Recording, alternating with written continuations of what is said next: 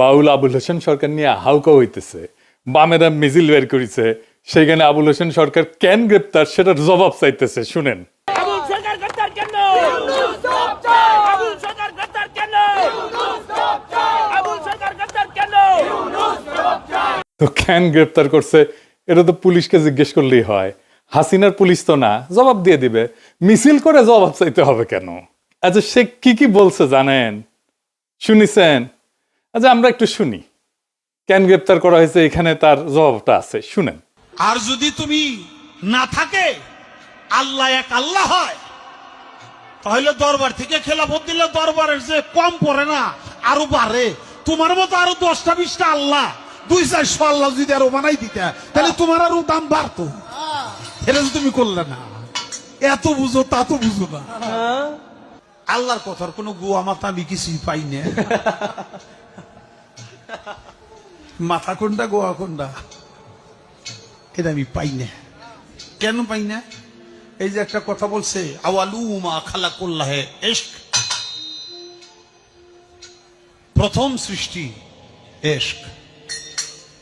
আওয়ালুমা খালাকুল্লাহে মিন নূরি, নূর, প্রথম সৃষ্টি নূর।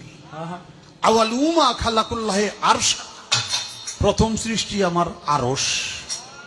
দেখেন, আওয়ালুমা খালাকুল্লাহে রূহ, প্রথম সৃষ্টি আমার রূহ। কয়টা হয়েছে? এক মুখ হয়েছে, দুই কথা কয়। হ্যাঁ, মুখ কয় না হুক কয়? এক মুখে দুই কথা কইলে হ্যাঁ মুখ থাকে, হ্যাঁ তো মুখ থাকে না, হ্যাঁ তো হুক হয়ে যায়। আল্লাহ যে কইল প্রথম সৃষ্টি আমার ইশক, প্রথম সৃষ্টি আবার কয় আমার আরশ, প্রথম সৃষ্টি আবার কয় নূর, প্রথম সৃষ্টি আবার কয় রূহ। আল্লাহ এক মুখে যে এত কথা কয়, আল্লাহর মুখ কয়টা? খালি কয়টা না, ওটা মুখ না হু। সেটা হইলো একটা দাড়ির মধ্যে 70 জন করে ফেরেশতা। তুমি প্রত্যেকদিন ফেরেশতা গো গুয়া কাইটে ভালাও। শুনেছেন তো?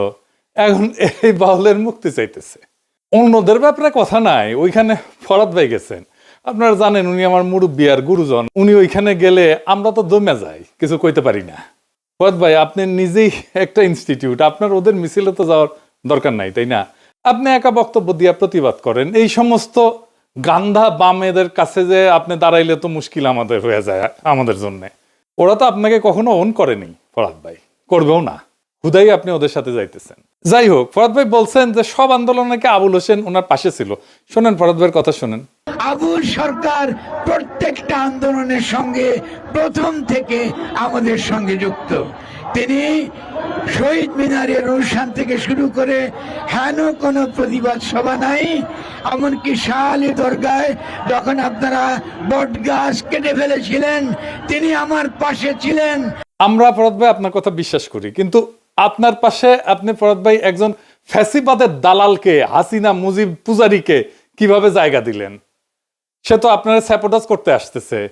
আজ আমরা মুজিব বন্দনার হাসিনা বন্দনা শুনি তার কাছ থেকে। হ্যাঁ, শুনেন।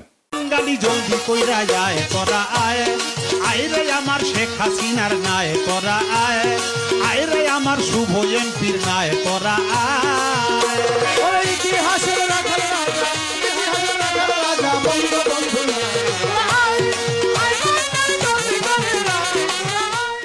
বুঝেছেন তো ফরাদ ভাই, যাকে তাকে আশেপাশে জায়গা দিয়েন না। মাঝে মাঝে আপনি এমন কিছু করেন যে আমরা বিভ্রান্ত হইয়া যাই।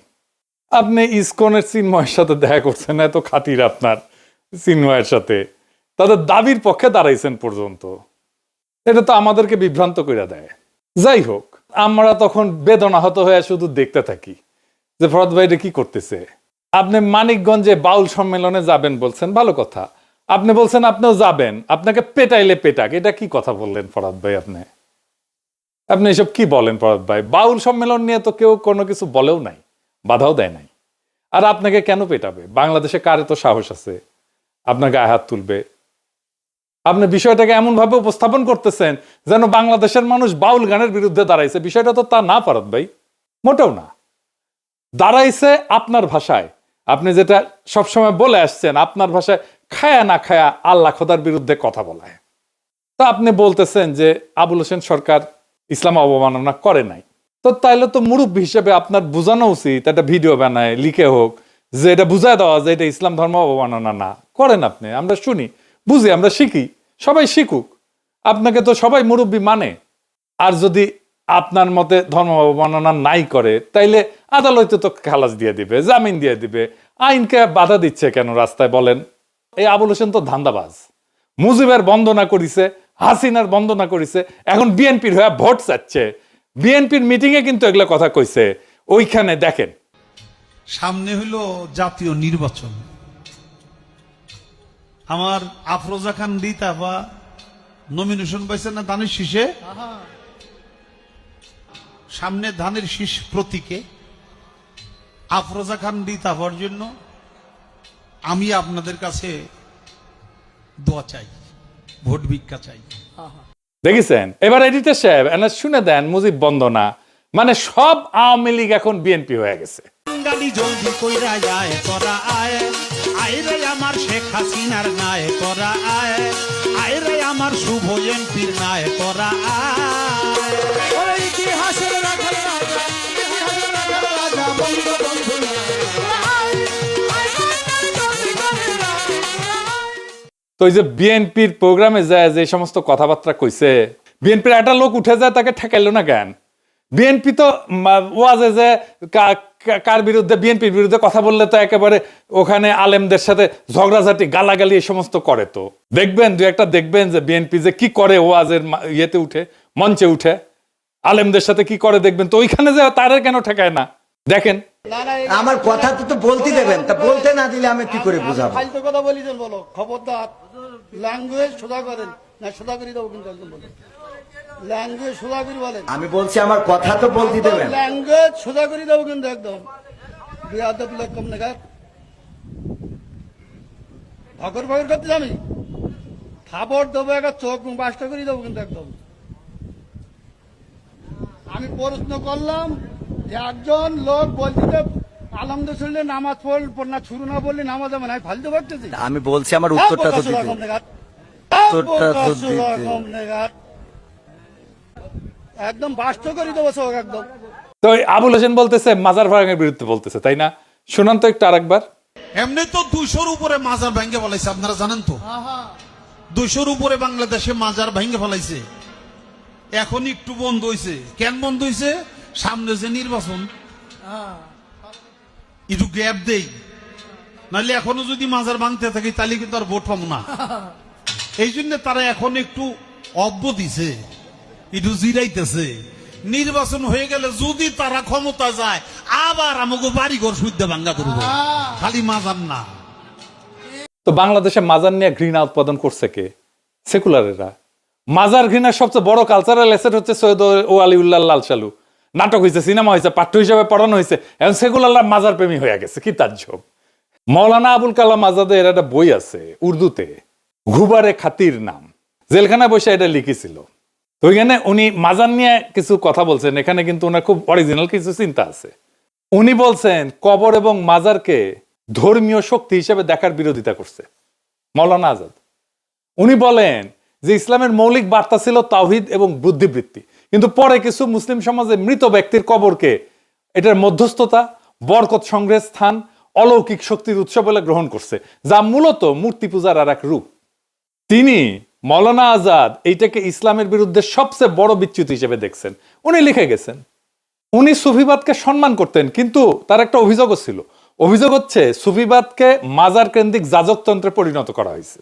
তিনি লিখছেন যে অনেক দরগায় অন্ধভক্তি, করুণার জায়গায় ভয়, যুক্তির বদলে অলৌকিক গল্প, অর্থনৈতিক শোষণ, এই সমস্ত প্রতিষ্ঠা পাইছে। এইগুলোকে উনি সামাজিক রোগ বলছেন ওই বইতে। উনি বলছেন যে দরিদ্র অসহায় মানুষের জীবনের বাস্তব সমস্যার সমাধান খুঁজতে গিয়ে মাজারে আশ্রয় নেয়, এবং মাজারের খাদেম এবং পীরেরা এই দুর্বলতার সুযোগ নিয়ে নিজেদের কর্তৃত্ব জাহির করে। উনি বলছেন যে এই ব্যবস্থা মানুষের আত্মমর্যাদা নষ্ট করে, পরনির্ভরতা বাড়ায়, সামাজিক উন্নয়ন থামায় দেয়। তিনি খুব কষ্ট পেয়ে লিখছেন এখানে, মুসলিম সমাজ যখন কোরআনের জ্ঞান, বুদ্ধি, বিজ্ঞান, দর্শন এসব থেকে দূরে সরে যায়, তখন মাজার কেন্দ্রিক আধ্যাত্মিকতা সমাজের নেতৃত্ব নেয়। উনি একটা টার্ম ইউজ করছিলেন, জ্ঞানহীনতার রাজত্ব, এই মাজার পূজারে উপহাস করছেন। তিনি আরো বলছেন যে অনেক মাজার দরগা এক ধরনের অর্থনৈতিক কেন্দ্র, ক্ষমতার স্থান, স্থানীয় রাজনীতি নিয়ন্ত্রণের যন্ত্র হয়ে পড়ছিল। তিনি মনে করেন যে ইসলামের সত্যিকারের উদ্দেশ্যকে এটা বিকৃত করে দিচ্ছে। একটা খুব চমৎকার কোটেশন আছে এখানে, মানে আমি বাংলা করে বলতেছি, মানুষ অলৌকিকতার পেছনে ছোটে কারণ সে জ্ঞানের আলোয় চোখ খুলতে ভয় পায়। আর সেকুলারদের কাছে মাজার এত গুরুত্বপূর্ণ হয়ে গেল কেন হইলো জানেন? এটার একটা পলিটিক্যাল কারণ আছে, ভূ রাজনৈতিক কারণ আছে। আসেন সেটা একটু দেখি। মাজার হইল Indian soft power, Indian cultural icon, তাই সেকুলাররা এটা রক্ষা করতে চায় যে কোনো ভাবে। বামেরা ঠিক এই কারণেই বাংলাদেশের ইসলামকে পীর আউলিয়ার ইসলাম হিসেবে দেখতে চায়। আপনি দেখবেন মুম্বাইয়ের সিনেমাগুলোতে মুসলমান চরিত্র মানে সে মাজারে যায়, দোয়া পড়ে, সুতা বান্ধে, কাওয়ালি গায়। কেন এইটার পিছনের রাজনীতিটা কি? এই যে মুসলমান মানেই মাজারে যাওয়া স্টেরিওটাইপটা হঠাৎ করে সৃষ্টি হয়নি। এটা একটা ঐতিহাসিক, রাজনৈতিক এবং সাংস্কৃতিক নির্মাণ, যার সূত্র 3টা পর্বে। 1940 থেকে 1950-এর দশক, যেখানে সেকুলার ইন্ডিয়া প্রজেক্টকে তারা বাস্তবায়ন করতেছিল। ভারত রাষ্ট্র নিজেকে সেকুলার দেখাতে চাইছিল। তো হিন্দু মুসলমান ঐক্য দেখানোর সবচেয়ে সহজ ভিজুয়াল প্রতীক কি? মাজার, যেখানে ধর্মীয় মিশ্রণ, সঙ্গীত, লোকবিশ্বাস এগুলোকে রাষ্ট্রীয় ঐক্যের সাংস্কৃতিক আইকন করা যায়। ওই সময় যে সমস্ত মুসলমান চরিত্র সিনেমায় আসতো সেগুলো ছিল সুফির মতো, দরগার খাদেম, কাওয়ালি গায়, দোয়া করে, শান্তি আর প্রেম শেখায়। এইটাই ছিল রাষ্ট্রীয় ন্যারেটিভ। মুসলমান সম্প্রদায় একটা মিস্টিক্যাল, স্পিরিচুয়াল এবং নন পলিটিক্যাল। 1938-এ একটা সিনেমা হয়েছিল ধাত্রীমাতা, দরগা এবং এই মিলনের ভাব নিয়ে। 43 সালে নাজমা বলে আর একটা বিখ্যাত সিনেমা ছিল মুসলিম সমাজের সাংস্কৃতিক আধ্যাত্মিকতা নিয়ে। এখানে মুসলমান মানে কবি, সুফি, অলৌকিক প্রবণ। এরপরে আসে 1960 থেকে 1980 সাল, কাওয়ালির যুগ, বলিউডের বাণিজ্যিক স্টেরিওটাইপ। এই যুগে বলিউড বুঝাইলো যে মাজার, সঙ্গীত এবং কাওয়ালি এটাই হইতেছে হিট ফর্মুলা, ইমোশন, মিউজিক এবং এক্সোটিকনেস। এটাই হচ্ছে মুসলমান পরিচয়। ফলে মুসলমান পরিচয় মানে দরগায় চাদর দেওয়া, কাওয়ালি করা, পীর ফকিরের দোয়া, অলৌকিক সুস্থ হওয়া, সাদা টুপি, আচার আচরণ। এই সময় সবচেয়ে ভূমিকা রাখছে বোম্বাইয়ের ইন্ডাস্ট্রির উর্দুভাষী লেখকেরা, যারা মুসলমানদের নিজস্বতা দেখানোর জন্য সহজ ভিজুয়াল হিসেবে মাজার ব্যবহার করতেন। মাজার কেন্দ্রিক গান এবং সিন, বারসাত কি আকরাত, আমার আকবর অ্যান্টনি 1977 সালে, দরগায় অলৌকিক সুস্থ হওয়া, সুফি গান একটা নতুন ধরনের কালচারাল জানরা তৈরি করলো। এই সময় মুসলমান চরিত্রকে মিস্টিক, অলৌকিক, আবেগী করে ফেলা হইল। এইটা ভারতীয় জাতি নির্মাণের ন্যারেটিভের সাথে মানানসই। মুসলিমরা নন থ্রেটনিং স্পিরিচুয়াল মাইনরিটি। এরপরে আসলো 1990 থেকে 2000 সাল, মিডিয়া এবং পলিটিক্যাল মোমেন্ট। মুসলমান মানে দরগা প্রেম, দোয়া। 1992-এ বাবরি মসজিদ ভাঙা হইলো। তারপরে বলিউডে মুসলমান চরিত্র ফের এই হার্মলেস ভিজুয়ালে ফেরাই নিয়ে যায়। এই সময় মুসলমান চরিত্রকে 3 ভাবে দেখানো হয়: মাজার ভক্ত, প্রেমিক প্রেমিকা, নিরীহ দোয়া করা বুড়া মুসলিম যিনি নায়ককে আশীর্বাদ করেন, কাওয়ালি প্লাস ধর্মীয় মিস্টিক পটভূমি, যা মুসলমান সমাজকে সাংস্কৃতিকভাবে রঙিন কিন্তু রাজনৈতিকভাবে অসক্রিয় দেখায়। যেমন ধরেন ফিজা, রিফিউজি, সাওয়ারিয়া। এইখানে যে মুসলিম ভিজুয়াল পুরোপুরি মাজার থিমড। এমনকি যোধা আকবরেও দেখবেন মাজারের দোয়া গ্রহণে, মাজারের দোয়া নেওয়ার দৃশ্য। কেন মুসলমান মানেই মাজার ইন্ডিয়ান কালচারে? কারণ ভারতীয় মূলধারা ইসলামকে সুফি, লোক ধর্মীয় করে প্রদর্শন করতে চায়, পলিটিক্যাল ইসলামকে না। মাজার ছিল নিরাপদ, অবিতর্কিত মুসলিম ইমেজ। রাজনীতির দিক থেকে এটা ছিল মুসলমানদেরকে একটা ডিপলিটিসাইজ, মিস্টিক্যাল কমিউনিটি হিসেবে উপস্থাপনের প্রকল্প। আর বলিউডের কাছে ছিল ভিজুয়াল শর্ট হ্যান্ড। এটাই মুসলিম চরিত্রের সাংস্কৃতিক মার্কার। তার মানে মাজার কেন্দ্রিক যে মুসলিম ইমেজ আসলে একটা নিয়ন্ত্রিত উপস্থাপন। এটা মুসলিম সমাজের বাস্তব বৈচিত্র্য মুছে দিয়া তার সফট, মিউজিক লাভিং, স্পিরিচুয়াল, নন থ্রেটেনিং মাইনরিটি হিসেবে উপস্থাপন করে। এখন আসেন, বাংলাদেশের সাধারণ মানুষ ধর্ম অবমাননার প্রতিক্রিয়া কেন দেখাবে? বাংলাদেশের সাধারণ মানুষ ধর্ম অবমাননার প্রতিক্রিয়া দেখাবে কেন জানেন? এটার একটা গভীর রাজনৈতিক, সাংস্কৃতিক কারণ আছে এবং অর্থনৈতিক কারণ আছে। বাংলাদেশ একটা দরিদ্র রাষ্ট্র। এই রাষ্ট্রের বেশিরভাগ নাগরিক দরিদ্র। তাদের জীবনে কোনো স্বপ্ন নাই, কোনো সার্থকতা নাই। সন্তানকে ভালো মতো খাওয়াইতে পারে না, অসুখে চিকিৎসা পায় না, শৈশবে শিক্ষা পায় না, যৌবনে কাজ পায় না, উৎসবে আনন্দ করতে পারে না। এদের জীবনে তো কোনো হাসি নাই, কান্নাও গেছে শুকায়। এদের একটাই সম্পদ, একটাই স্বপ্ন, যদি পরকালে খোদা তাআলার দয়া হয় তাহলে হয়তো বেহেশতে ঢুকতে পারবে। এই জন্যই বাচ্চাকে মাদ্রাসায় দেয়। সে জানে একজন আলেমের সুপারিশ খোদা তাআলা শোনেন। তার একটা ইহকাল আপনারা দিতে পারেন নাই, তার পরকালের স্বপ্ন আপনি কায়দা নিতে চান কোন অধিকারে, কোন সাহসে? সারাক্ষণ খোঁচান আপনার প্রগতিশীলতার কুরকুরানি দিয়া।